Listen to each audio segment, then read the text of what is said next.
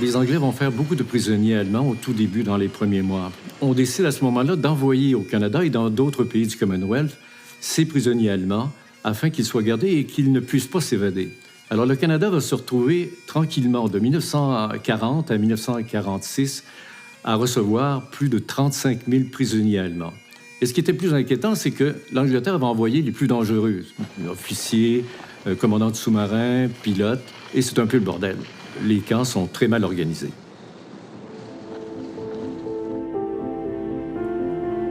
Il y a plusieurs camps de prisonniers allemands qui ont été établis un peu partout sur le territoire du Canada.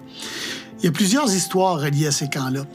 Beaucoup l'ignorent, mais quelques-uns d'entre eux étaient situés à peine à 1 heure de Montréal, dont un à Farnham, dans les cantons de l'Est.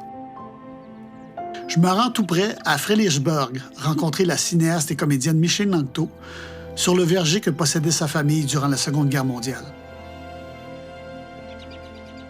Dans la région, je dirais presque tout le monde a eu 1 ou 2 ou 3 prisonniers allemands qui ont travaillé sur leur ferme ou leur verger. OK.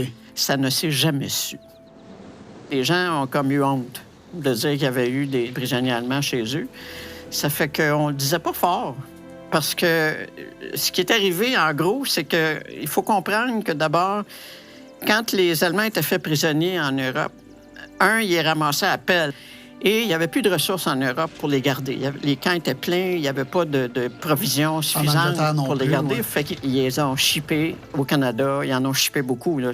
Et donc, ils étaient triés avant d'être envoyés parce que l'armée ne voulait pas retourner les nazis en Allemagne. Le camp de Farnham, c'est un camp d'officiers. Okay. Et en vertu de la Convention de Genève, ils n'ont pas le droit de travailler. On ne peut pas les forcer à travailler. Mais comme ça manquait beaucoup de main-d'œuvre ici, l'armée avait décidé de leur offrir de travailler sur des fermes. Et comme les gars s'ennuyaient pour tuer, il y en a beaucoup qui ont accepté.